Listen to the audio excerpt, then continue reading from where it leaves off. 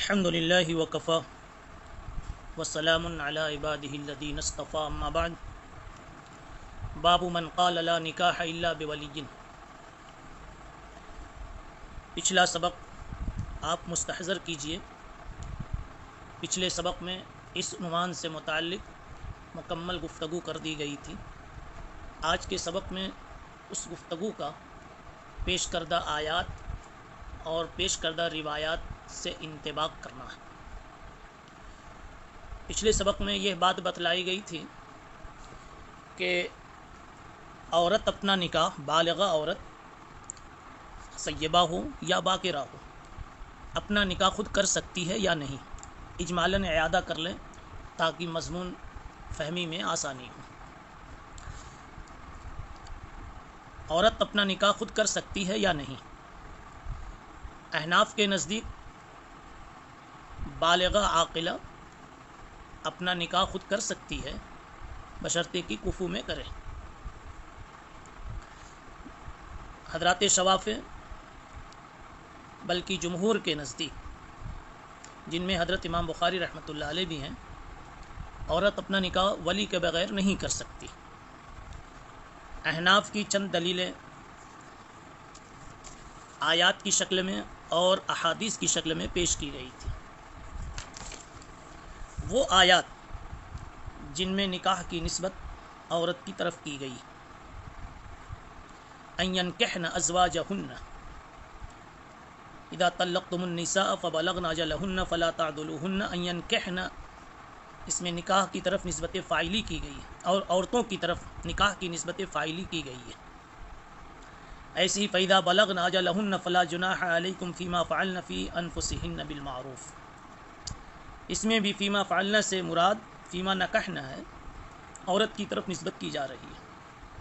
حتیٰ تنکح زوجا غیرہ فإن طلقها فلا تحل له من بعد حتیٰ تنکح زوجا غیرہ، اس میں بھی نسبت فاعلی نکاح کی عورت کی طرف ہے۔ یہ آیات بتلا رہی ہیں کہ عورت میں نکاح خود کر لینے کی شان موجود ہے، وہ نکاح میں فاعل بن سکتی ہیں، نکاح کرنے والی ہو سکتی ہیں۔ اور چند احادیث پیش کی گئی تھی۔ الأیم احق بنفسها، تو یہ تو احناف کی دلیلیں تھیں۔ جمہور نے جن روایات سے استدلال کیا تھا ان کو بھی پیش کر دیا گیا۔ جمہور کے دلائل میں امام بخاری رحمۃ اللہ علیہ نے خود یہاں چند باتیں پیش فرمائی ہیں، اس کی تطبیق کر لیجیے۔ لقول اللہ تعالی، یہ دلیل دے رہے ہیں لا نکاح الا بولی کے معتبر اور درست ہونے کی، ولی کے بغیر عورت نکاح نہیں کر سکتی۔ اس کی دلیل یہ آیتیں ہیں جو یہاں پر حضرت نے پیش فرمائی ہے ترجمۃ الباب میں۔ بلکہ خود لا نکاح الا بولی یہ بھی ایک روایت کا ٹکڑا ہے، مگر چونکہ وہ حضرت کی شرط پر نہیں تھی اس لیے اس کو یہاں حضرت نے سند کے ساتھ ذکر نہیں کیا، مگر امام ترمذی وغیرہ نے اس روایت کو حضرت ابو موسیٰ اشعری رضی اللہ عنہ کے سند سے پیش کی ہے، لا نکاح الا بولی۔ تو ایک اشارہ تو یہی ہو گیا کہ یہ بھی ایک روایت۔ دوسری آیت دے رہے ہیں وَإِذَا طَلَّقْتُمُ النِّسَاءَ فَبَلَغْنَ أَجَلَهُنَّ فَلَا تَعْضُلُوهُنَّ، جب عورتوں کو طلاق ہو جاوے اور پھر ان کی عدت مکمل ہو جاوے تو اب ان کو نکاح سے مت روکو۔ اس سے احناف نے بھی استدلال کیا کہ ان کو نکاح سے مت روکو، یعنی نکاح کرنا چاہیں تو کرنے دو، فلا تعضلوهن ان ينكحن ازواجهن یہ آگے ہے، لیکن فلا تعضلوهن پر رک جائیے اور جمہور کا اور شوافع کا اور امام بخاری کا استدلال سمجھیے۔ یہ فرماتے ہیں کہ اولیاء کو کہا جا رہا ہے کہ اب تم ان کو مت روکو، اور روکنے سے جو روکا جا رہا ہے اس کا مطلب یہ ہے کہ ان کو نکاح کا حق حاصل تھا، جب ہی تو یہ روک رہے تھے، ان کے روکنے کا اعتبار کیا گیا تھا۔ دوسری آیت دیکھیے، پھر حضرت فرماتے فدخل فیہ السیب، اس مسئلے میں سیبہ اور باکرہ دونوں داخل ہیں۔ ولا تنکحوا المشرکین حتی یؤمنوا، اور مشرکین کا نکاح مت کرو یہاں تک کہ وہ ایمان لے آویں۔ اس میں خطاب مردوں کو ہے، پتہ چلا عورتوں کا ایجاب و قبول نکاح میں معتبر نہیں ہے۔ وَأَنكِحُوا الْأَيَامَ مِنكُمْ، اس میں بھی اولیاء کو خطاب ہے، کہ بے نکاحی عورتوں کا نکاح کر دو، دیر مت کرو. اس سے مردوں کو کہا جا رہا ہے ان 3 آیات سے. اور پھر حضرت نے نیچے 3 روایات بھی پیش فرمائی ہیں، تو اس سے ثابت کیا کہ نکاح میں ایجاب و قبول کا حق، نکاح کرنے کا حق اولیاء کو ہے. اس سے بطور مفہوم مخالف کے یا بطور احتراز کے یہ نکال رہے ہیں کہ عورت خود اپنا نکاح نہیں کر سکتی ہے. لیکن ان سب کا اجمالی جواب یہ ہے کہ اس سلسلے میں اصل میں ان آیات میں، روایات میں کہا جا رہا ہے کہ معاملے نکاح میں ولی کا ہونا یہ تو ثابت ہوتا ہے، اس سے مستحب ہونا بھی معلوم ہوتا ہے، لیکن شرط کے درجے میں رکھنا اس کا اس سے پتہ نہیں چلتا. اور عورت کے نکاح میں ولی کا شامل ہونا، ولی کے مشورے کا شامل ہونا، یہ تو احناف بھی اس کے قائل ہیں. اب ایک لمبی روایت پیش کر رہے ہیں. ہم روایت کا متن پڑھنے کے بعد پھر اس کا خلاصہ آپ کے سامنے پیش کر دیتے ہیں. بہ قال حدثنا بالاسناد المتصل منا الى الامام البخاری رحمه الله تعالى انه قال يحيى بن سليمان قال حدثنا ابن وهب عن يونس قال وحدثنا احمد بن صالح قال حدثنا عنبسة قال حدثنا يونس عن ابن شهاب قال اخبرني عروة بن الزبير ان عائشة زوج النبي صلى الله عليه وسلم اخبرته ان النكاح في الجاهلية كان على 4 انحاء فنكاح منها نكاح الناس اليوم يخطب الرجل الى الرجل وليته او ابنته فيصدقها ثم ينكحها. حدیث میں یہ بات کہی جا رہی ہے اور اس روایت کو نقل کرنے والی حضرت عائشہ فرماتی ہیں کہ نکاح جاہلیت میں 4 طرح کے ہوا کرتے تھے. نمبر 1، جس طرح آج کل نکاح ہوتا ہے کہ ایک مرد دوسرے مرد کو پیغام بھیجتا ہے، وہ اپنی رشتہ دار عورت مثلا بیٹی، بہن، بھتیجی، بھانجی وغیرہ کا کوئی مہر مقرر کرتا اور نکاح کرتا ہے. یہ ایک نکاح ہوا. دوسرا نکاح ونکاح الآخر کان الرجل یقول لامرأته اذا طهرت من تمسها ارسلی الى فلان فاستبدعی منه ويعتزلها زوجها ولا يمسها ابدا حتى يتبين حملها من ذلك الرجل الذي تستبدع منه فإذا تبين حملها أصابها زوجها إذا أحب وإنما يفعل ذلك رغبة في نجابة الولد فكان هذا النكاح نكاح الاستبزاء. یہ دوسرا نکاح. آپ کو یہ یاد رہنا چاہیے کہ یہ جاہلیت کے دور کے نکاح، اور جاہلیت کے دور میں نکاح ہوگا تو جاہلیت زدہ ہوگا، بے شرمی پر، بے حیائی پر، عیاشی پر مشتمل ہی ہوگا. تو یہ دوسرا نکاح دیکھیے کہ شوہر اپنی بیوی سے بار بار اس کا اعادہ یا تکرار اس کا نہیں کیا جائے گا، مضمون اس کا شرمناک ہے. دوسرا نکاح یہ کہ شوہر اپنی بیوی سے جب وہ حیض سے پاک ہو تو یوں کہے کہ فلاں مرد کو بلاؤ اور اس سے جماع کرا لے. جب وہ عورت ایسا کرتی ہے تو اس کا خاوند اس سے اس وقت تک الگ رہتا ہے جب تک کہ اس کا حمل اس غیر مرد سے نمایاں نہیں ہو جاتا. پھر جب حمل کا پتہ چل جاتا تو اس کا خاوند بھی اگر چاہتا تو اس سے صحبت کرتا تھا. اور خاوند یہ حکم اس لیے کرتا کہ وہ اپنے خیال و گمان کے مطابق سمجھتے تھے کہ اس طرح سے بچہ شریف اور عمدہ پیدا ہوتا ہے. اور وہ لوگ اپنی زبان میں، اپنے ماحول میں اس کو نکاح استبزاء کہا کرتے تھے، یعنی بضع کسی کے حوالے کرنا، کسی کے بدعے کو استعمال کرنا، یہ ہے استبزاء. یہ دوسرا نکاح تھا. اب تیسرا نکاح ونکاح آخر یجتمع الرہط ما دون العشرة فيدخلون على المرأة كلهم يصيبها فإذا حملت ووضعت ومر عليها ليال بعد أن تضع حملها أرسلت إليهم فلم يستطع رجل منهم أن يمتنع حتى يجتمعوا عندها تقول لهم قد عرفتم الذي كان من أمركم وقد ولدت فهو ابنك يا فلان تسمي من أحبت باسمه فيلحق به ولدها لا يستطيع أن يمتنع به الرجل. یہ تیسرا نکاح تھا. دیکھیے یہ بھی کس قدر گھناؤنا ہے اور کس قدر شرمناک ہے.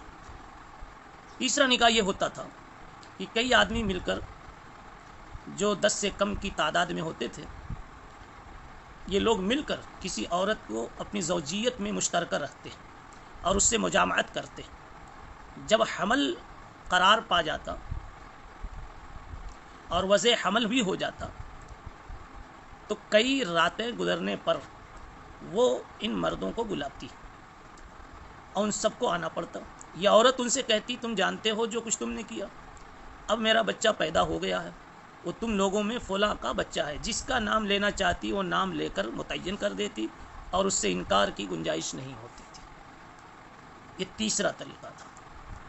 اور چوتھا طریقہ والنکاح الرابع یجتمع الناس الكثير فيدخلون على المرأة لا تمتنع ممن جاءها وهن البغايا كن ينسبن على أبوابهن رايات تكون علما فمن أرادهن دخل عليهن فإذا حملت إحداهن ووضعت حملها جمعوا لها ودعوا لهم القافة ثم ألحقوا ولدها بالذي يرون فالتات به ودعي ابنه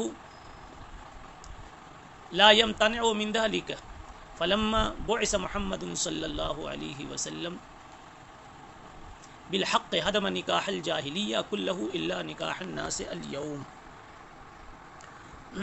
یہ چوتھا نکاح اس طرح ہوتا تھا کہ ایک عورت کے پاس بہت سے مرد آتے جاتے, ہر ایک سے اس کی صحبت اور مجامت ہوتی, وہ انکار نہیں کرتی. بالکل طوائف کا قصہ.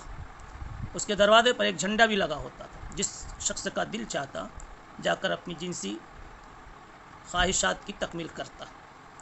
بالآخر حمل ہوتا اور پھر حمل بچے کی شکل میں باہر آ جاتا. تو اب تک جتنے مرد اس کے پاس گئے تھے قیافہ شناس کو بلایا جاتا اور ان مردوں کو سامنے بٹھایا جاتا. یہ قیافہ شناس جس مرد کو اس بچے کا باپ بنا دیتا وہ بچہ اسی کا مانا جاتا تھا, اس کا باپ وہی کہلاتا. اب اس کو انکار کی مجال نہیں ہوتی تھی. ثم الحقوا ولدها بالذی یرون فالتات به, اس سے اس کو چپکا دیا جاتا تھا, التات, اور انکار کی گنجائش نہیں ہوتی. اور اسی کے نام سے اس کا بیٹا جوڑ کر پکارا جاتا تھا. لا یمتنع من ذلک, کوئی انکار کی گنجائش نہیں. فلما بعث محمد صلی اللہ علیہ وسلم, جب سیدنا محمد رسول اللہ صلی اللہ علیہ وسلم رسول بنا کر بھیجے گئے تو آپ نے جاہلیت کے سارے نکاح موقوف کر دیے. ایک نکاح باقی رکھا جس کا آج کل رواج چلا رہا ہے.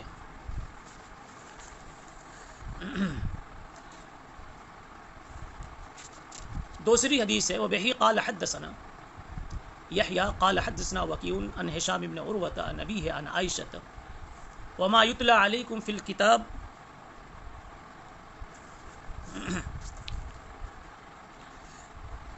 وما يتلى عليكم في الكتاب في يتامى النساء اللاتي لا تؤتونهن ما كتب لهن وترغبون أن تنكحوهن. اس کے متعلق حضرت عائشہ کہتی ہیں کہ اس یتیم لڑکے کے بارے میں یہ آیت آئی ہے جو کسی مرد کی پرورش میں ہوتی تھی اور وہ خود بھی اس سے نکاح نہیں کرتا اور دوسرے مرد سے بھی نہیں کرنے دیتا تھا, اس لیے کہ اگر دوسرے مرد سے اس کا نکاح کر دے تو اس یتیم لڑکی کے مال اور دولت میں اس کا شریک بن جائے گا. اس وجہ سے وہ کہیں اور اس کی شادی نہیں کرتا تھا. تو اللہ تعالیٰ نے منع فرمایا.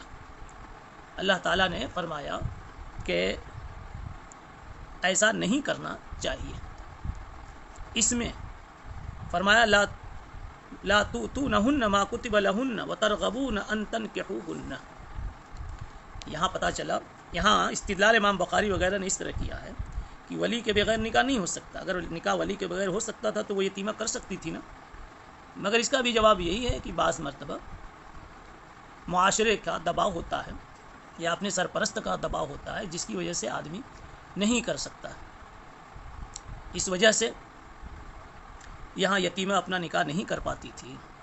اور یہ مراد خود حضرت عائشہ کی نگاہ میں بھی نہیں ہے جو ان حضرات نے اخذ کیا ہے, ورنہ حضرت عائشہ ہی سے ایک روایت دوسری بھی منقول ہے کے متعلق منقول ہے کہ حضرت عائشہ نے خود اپنے بھائی عبد الرحمن ابن ابی بکر کی بیٹی کا نکاح ان کی عدم موجودگی میں کرا دیا تھا. یعنی حضرت عائشہ نے اپنے بھائی عبد الرحمن کی بیٹی کا نکاح یعنی بھتیجی کا نکاح خود کرا دیا تھا.